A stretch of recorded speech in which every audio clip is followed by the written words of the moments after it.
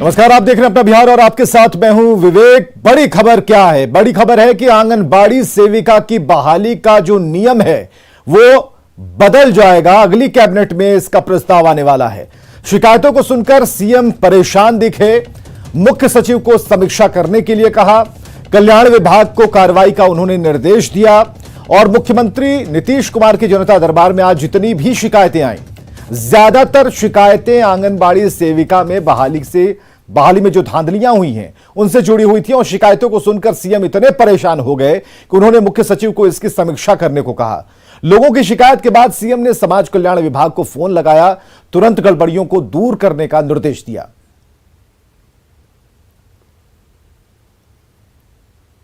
तो आंगनवाड़ी सेविका का तो सबका एक ही कंप्लेन ही है। आवेदन दीजिए, आवेदन दे दीजिए।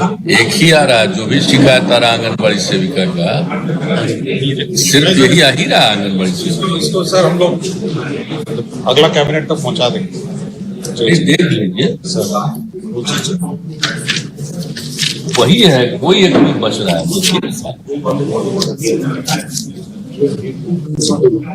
आंगनबाड़ी सेविका के चयन में धांधली वही चीज, समाज कल्याण का कोई दूसरा कंप्लेन ही नहीं आप देख रहे हैं। टोटल का टोटल वही आ रहा है, इसलिए तो हमने कह दिया इसको तत्काल देखिए। सर देखेंगे क्या कर रहा है पूरा का पूरा। चलो दो समाज कल्याण बदलवाया जाएगा, समाज कल्याण वाले को लगाओ तो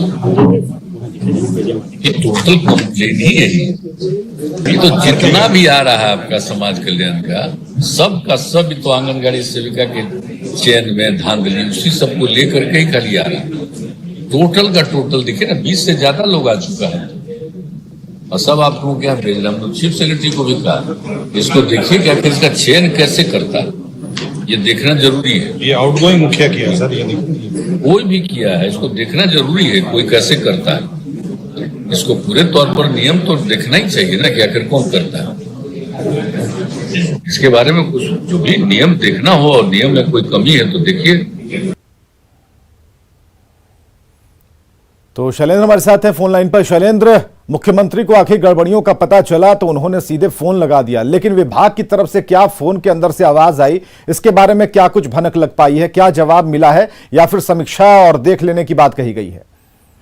देखिए, ये पहली बार ऐसा नहीं हुआ। इससे पहले भी जो आंगनवाड़ी की सेविका है वो यहाँ पर आकर के इस पूरे मामले पर विरोध दर्ज करा चुकी है और आज जिस तरीके से पूरा वाकया हुआ, मुख्यमंत्री ने तत्काल अधिकारियों को फोन लगाया और साथ ही साथ अब ये माना जा रहा है कि जो पूरी प्रक्रिया है बहाली की उस पर उसकी समीक्षा करने का निर्देश मुख्यमंत्री ने अधिकारियों को दिया है और खास तौर पर समाज कल्याण विभाग को कहा गया है कि इस पूरे प्रकरण को देखना है और किस तरीके से जो गड़बड़ियां हैं उसे दूर किया जाए। इन तमाम चीजों को लेकर के मुख्यमंत्री ने सख्त निर्देश दिया है।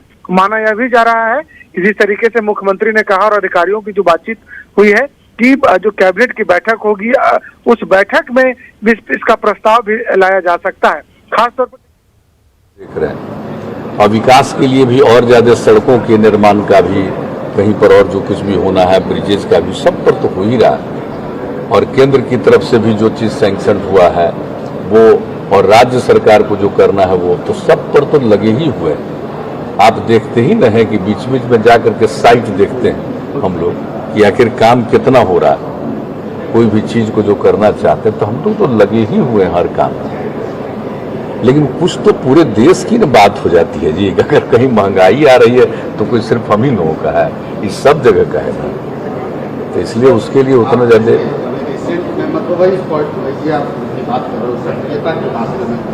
जैसे अभी आपने रिसेंटली नीतू चंद्रा जी से मुलाकात हुई आपकी, ओवरऑल बिहार का फिल्म प्रोडक्शन और ये कैसे उसकी बात करें। इसमें सर अभी तक ये देखा गया कि बिहार के पास अपना फिल्म पॉलिसी है ही नहीं। दो डिपार्टमेंट आपस में अभी तक लड़ाई लड़ रहे हैं और फिल्म पॉलिसी डेवलप नहीं हो पा रहा है, मतलब एक कॉन्फ्लिक्ट सामने नहीं आ पा रहा है। जबकि अदर स्टेट्स लाइक झारखंड हुआ, वेस्ट बंगाल हुआ, यूपी हुआ, सभी जगह है, लेकिन बिहार में ही मिसिंग है। क्या चीज मिसिंग? फिल्म पॉलिसी बिहार में मिलती है। फिल्म प्रोडक्शन, सिनेमा बनाने का फिल्म पॉलिसी किसकी बात कर रहे हैं? अरे तो हम लोग तो सिनेमा बनाने के लिए जगह बना करके तय करवाए थे, आपको पता नहीं है? राजगीर में सब चीज के लिए तो हमसे कोई आया तो सबको तो हम सलाह दिए हैं कि जरा देख लीजिए। बढ़िया से कर सकते हैं यहीं पर कराइए। और इतना ज़्यादा देखिए कि बिहार के डिफरेंट इलाकों में इस तरह से डेवलपमेंट हुआ कि अब कोई यहाँ पर बनावेगा ना सिनेमा तो कई जगह है जहाँ पर कर सकता है। तो हम लोग तो कर रहे हैं, लेकिन आप जानते हैं उतना सक्रिय हम लोग शुरू में तो बहुत ट्राई किए यहाँ पर फिल्म। गवर्नमेंट का एक पॉलिसी होना चाहिए ना सर, वो डेवलप भी नहीं हो पा रहा है। आप गवर्नमेंट की पॉलिसी तो ऑलरेडी है ही है, हम लोग तो करने के लिए तैयार हैं। पता करिए ना, दो डिपार्टमेंट अभी तक पॉलिसी डिसाइड नहीं कर पा रहे हैं कि क्या पॉलिसी। तो हम देख लेंगे, जरूर देख लेंगे, क्योंकि हम लोग का तो पहले से ही था। हम लोग तो चार तो मुख्यमंत्री नीतीश कुमार को सुन पा रहे थे। हालांकि प्रेस कॉन्फ्रेंस की जा रही थी जनता दरबार के बाद, लेकिन जनता दरबार में जो आज सबसे बड़ा मुद्दा उठा वो बिहार में आंगनबाड़ी के अंदर जो बहालियां होती हैं उसमें गड़बड़ियों को, उनकी शिकायतों को लेकर कई ऐसे पत्र आए जिससे देखते हुए मुख्यमंत्री काफ़ी निराश भी हुए और शिकायतकर्ता के सामने ही, अपीलकर्ता के सामने ही उन्होंने क्लास लगा दी।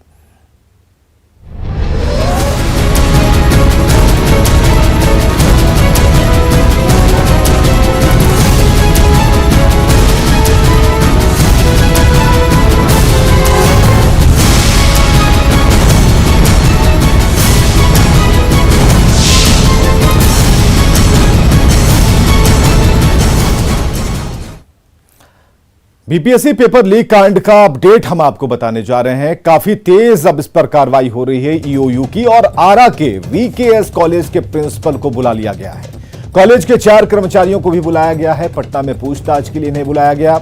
आर्थिक अपराध इकाई जांच कर रही है इस पूरे मसले की, पूरे मामले की, कि आखिर पेपर लीक हुआ कैसे। ये इतिहास में पहली बार, बीपीएससी के इतिहास में पहली बार ये दाग कलंक कैसे लगा। तो वीकेएस कॉलेज के प्रिंसिपल जो हैं उन्हें बुलाया गया है। उनके साथ कॉलेज के जो 4 कर्मचारी हैं उन्हें भी पूछताछ के लिए बुलाया गया,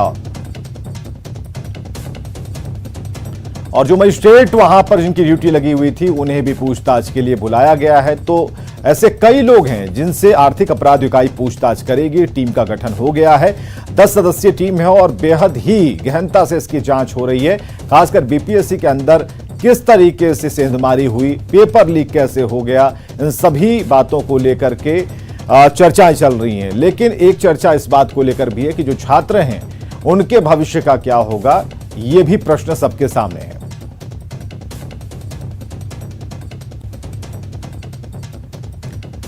तो इस वक्त अपडेट हम आपको बता रहे हैं, पेपर लीक कांड में ईओयू की कार्रवाई और कई लोगों को पूछताछ के लिए बुलाया गया है। वीकेएस कॉलेज के प्रिंसिपल को बुलाया गया, जिन मजिस्ट्रेट की ड्यूटी लगी थी उन्हें भी बुलाया कर रही आर्थिक अपराध इकाई की टीम ने जांच गति तेज कर दी है। इस वक्त हम आर्थिक अपराध इकाई के ठीक कार्यालय के सामने खड़े हैं और इस पूरे मामले में अभी तक की जांच की जो प्रक्रिया है वह आरा के वीर कुंवर सिंह कॉलेज पर फोकस की गई है। यहाँ पर सबसे महत्वपूर्ण बात है कि आरा के बरहारा प्रखंड के जो प्रखंड विकास पदाधिकारी हैं जयवर्धन गुप्ता, उनको वीर कुंवर सिंह कॉलेज पर मजिस्ट्रेट के रूप में तैनात किया गया था। और वीर कुंवर सिंह कॉलेज के जो मजिस्ट्रेट हैं जो तैनात किए गए थे जयवर्धन गुप्ता, उनको आर्थिक अपराध इकाई की टीम ने तलब किया है और यह उनकी गाड़ी लगी हुई है आर्थिक अपराध इकाई के सामने, तस्वीरों में आप देख सकते हैं। और आर्थिक अपराध इकाई की टीम जो जिसमें एसपी सुशील कुमार के नेतृत्व में गठित की गई है, वह टीम फिलहाल पूछताछ कर रही है। आपको तस्वीरों में हम दिखा रहे हैं आर्थिक अपराध इकाई का यह कार्यालय है और ठीक इसके अंदर फिलहाल प्रखंड विकास पदाधिकारी। इसके अलावा इस पूरे मामले में वीर कुंवर सिंह कॉलेज के प्रिंसिपल समेत 4 अन्य लोगों को तलब किया गया, यानी 5 लोगों को कॉलेज से बुलाया गया है और प्रखंड विकास पदाधिकारी जो मजिस्ट्रेट बनाए गए थे उनको भी यहां बुलाकर उनसे जानकारी और पूछताछ की प्रक्रिया फिलहाल चल रही है। तो निश्चित तौर पर इस पूरे मामले में आर्थिक अपराध इकाई ने अपनी गति जो है जांच की तेज कर दी है और देखना होगा इन सबसे जब बात होती है और जब पूछताछ होती है तो क्या कुछ निकल कर सामने आता है। कैमरा पर्सन सुबोध के साथ संजय कुमार, न्यूज 18 पटना। तो बिहार लोक सेवा आयोग प्रश्न पत्र लीक मामले में नया अपडेट हम आपको बता रहे हैं। पेपर लीक कांड में ईओयू की कार्रवाई तेज होती जा रही है। वीर कुंवर सिंह कॉलेज के प्रिंसिपल को बुला लिया गया है। इनके साथ कॉलेज के 4 और भी जो कर्मचारी हैं उन्हें बुलाया गया है। जिन मजिस्ट्रेट की ड्यूटी लगाई गई थी उन्हें बुलाया गया है। तो कुल मिलाकर 6 लोग अभी ऐसे हैं जिनसे पूछताछ चल रही है। अपडेट लिया जा रहा है, बताया जा रहा है कि भाई आखिर ऐसा क्यों हुआ, कहां से हुआ और कहां कमी रह गई। तो कॉलेज के 4 कर्मचारियों को भी बुलाया गया है। तो पटना में यह पूछताछ हो रही है और इस वक्त संजय जो जानकारी देख पा रहे थे ये आर्थिक अपराध इकाई का दफ्तर था। तो आर्थिक अपराध इकाई ने जांच शुरू की और इस पूरे मामले में सरकार गंभीर दिख रही है। लेकिन इन सब के बीच जिन अभ्यर्थियों और शिक्षकों को परेशानी झेलनी पड़ी वो इस मामले में बदलाव के मूड में दिख रहे हैं। शिक्षकों और अभ्यर्थियों ने मांग की है कि बीपीएससी की परीक्षा के प्रश्न पत्र के पैटर्न में बदलाव लाया जाए। 67वीं बीपीएससी पीटी परीक्षा का क्वेश्चन पेपर जब आउट हुआ उसके बाद तमाम तरह के सवाल उभरने लगे थे। आखिरकार सरकार की इस पूरे मामले में दखलंदाजी हुई, मुख्यमंत्री नीतीश कुमार ने नाराजगी जताई और आखिरकार इस परीक्षा का पेपर जो है वो रद्द कर दिया गया है। जांच भी शुरू हो गई है। आर्थिक अपराध इकाई की 12 सदस्यीय टीम इस पूरे मामले की जांच कर रही है। इस मसले पर हमारे साथ बात करने के लिए कोचिंग शिक्षक और छात्र अभ्यर्थी सभी मौजूद हैं। हम सबसे पहले गुरु रहमान से ही बात कर लेते हैं। गुरु रहमान, इस पूरे मामले में अब जांच हो गई है, आपको कितनी उम्मीदें हैं और कितना इत्तेफाक रखते हैं इस जांच? देखिए, बीएसएससी में जो जिस तरह कार्रवाई किया था माननीय मुख्यमंत्री ने, उससे तो मैं संतुष्ट हूँ। लेकिन अभी ईओयू क्या कर रही है और किस तरह के मछली को पकड़ रही है, इस पर संशय की स्थिति बनी हुई है। सबसे बड़ी बात है कि अब बीपीएससी की परीक्षा क्या करें, बीपीएससी के परीक्षार्थी क्या करें, कितना समय उनको मिलेगा। अगर समय बता दे आयोग या सरकारी समय बता दे तो वैसी परिस्थिति में मेंस की तैयारी करेंगे वो। तो मैं निश्चित रूप से कहूँगा कि इसमें बीपीएससी के साथ साथ वो तमाम शिक्षा माफिया जुटे हों, चाहे वो मास्टर के रूप में हो या आपको विधायक के रूप में हो या सांसद के रूप में हो या कहिए कि आप पैसा वाले के लोग हों, कुबेर पुत्र हों, तो उन लोग पर शिकंजा कसना चाहिए। देखिए, हम लोग 3 साल से जगा रहे थे सरकार को और ये पहली घटना नहीं है कि जब हम भेजे हैं। हाँ, पहली बार ये जरूर हुआ कि सीएम को हमने ईमेल किया। इससे पहले भी हम ये प्रयास किए, सिपाही बहाली में, दरोगा बहाली में, सीबीआई जांच की मांग दरोगा बहाली में भी किए थे और किस तरह से लिपापोती कर दी गई। हम लोग चाहते हैं कि जो अगर माननीय मुख्यमंत्री जी कह रहे हैं कि जांच जो है उसको एक सिरे तक, मतलब जो भी इसमें सम्मिलित है उस पर ठोस से ठोस कार्रवाई हो। लेकिन छात्रों का क्या, बरसों बरस तैयारी करते हैं, जब एग्जाम देने जाते हैं तो क्वेश्चन आउट हो जाता है। मेरा यही उम्मीद है, टिकी हुई है कि फिर से इसको पूर्ण रूप से जांच किया जाए, जो है कहाँ त्रुटि हुई, कैसे पेपर लीक हुआ और उसको उसको पूर्ण रूप से फिर से एग्जाम लिया जाए, जो पारदर्शिता के साथ जो है, और आंसर की जारी किया जाए, आंसर बताया जाए हर एग्जाम में, सिर्फ बीपीएससी में नहीं, बिहार के टोटल एग्जाम में, इवन दरोगा में क्वेश्चन पेपर घर लाने नहीं दिया जाता है। आंसर सच्चाई से जांच, जी सच्चाई से। अगर क्वेश्चन का स्टैंडर्ड बढ़ा दिया जाए, दे दिया जाए अगर उन लोगों को कि एक दिन में पूरा सॉल्व करके भी लाओ, तो भी नहीं हो पाएगा माफियों से। तो इसका स्टैंडर्ड भी बढ़ना चाहिए और बीपीएससी का जो नियमावली है उसमें भी परिवर्तन होना चाहिए। सर, सॉल्यूशन ये है कि क्वेश्चन ऐसा सेट किया जाए, कॉन्सेप्चुअल क्वेश्चन की गूगल ना बता पाए, तुरंत गूगल बता भी पाए तो उसको पढ़ने से अपन 5 मिनट टाइम देना पड़े तब निष्कर्ष निकले।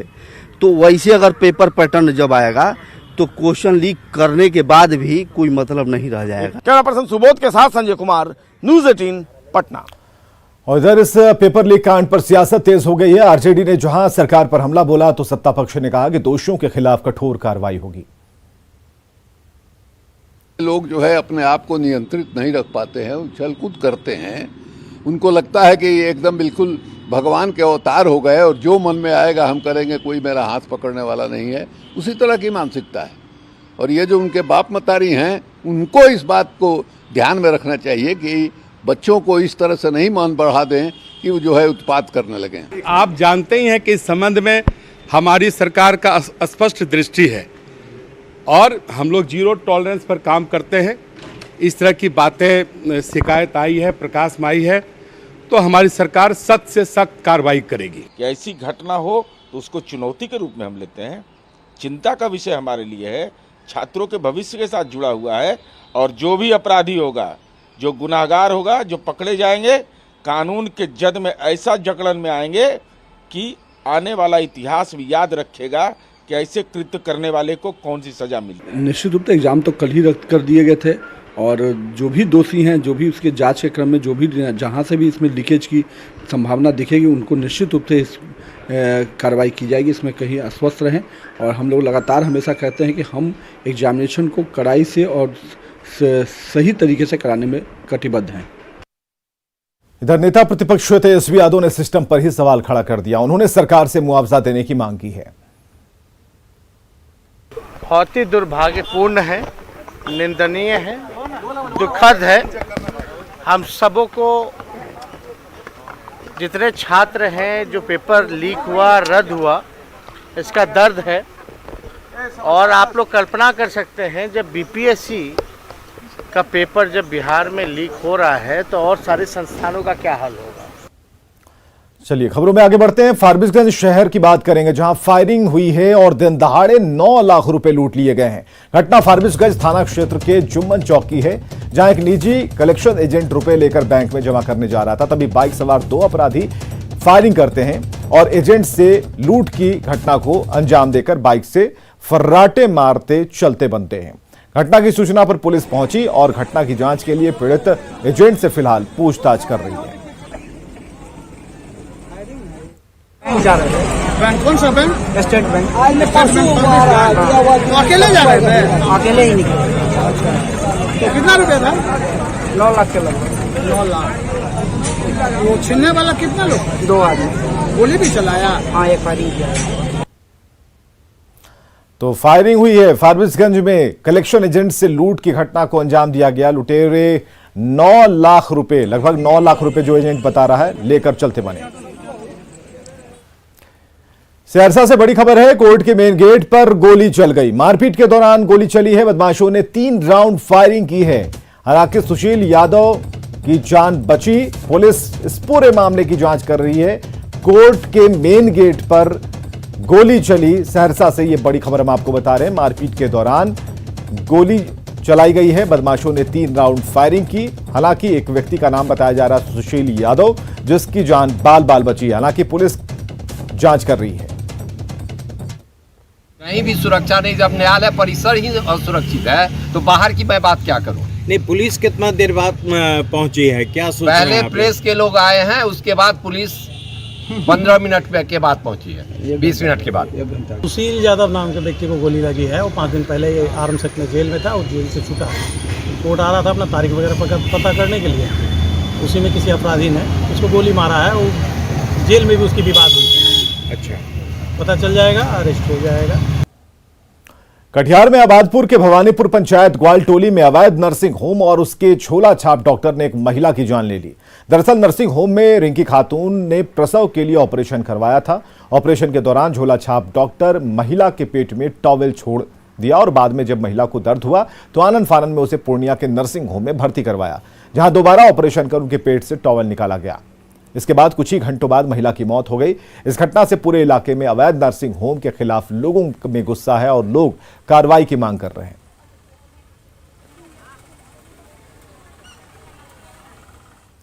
नालंदा जिले के बिहार थाने के गोइठवा पुल के करीब अचानक सीएनजी टेम्पो में आग लग गई। अफरा तफरी मच गई। गनीमत रही कि जैसे ही ऑटो के इंजन से धुआं निकलने लगा, चालक और सवार लोग कूदकर अपनी जान बचा पाए। जब तक किसी को कुछ समझ में आता, तब तक बीच सड़क पर टेम्पो धू धू कर चलने लगा। दमकल की गाड़ियों की मदद से आग पर काबू पाया गया है। शॉर्ट सर्किट की वजह से आग लगने की आशंका जताई जा रही है।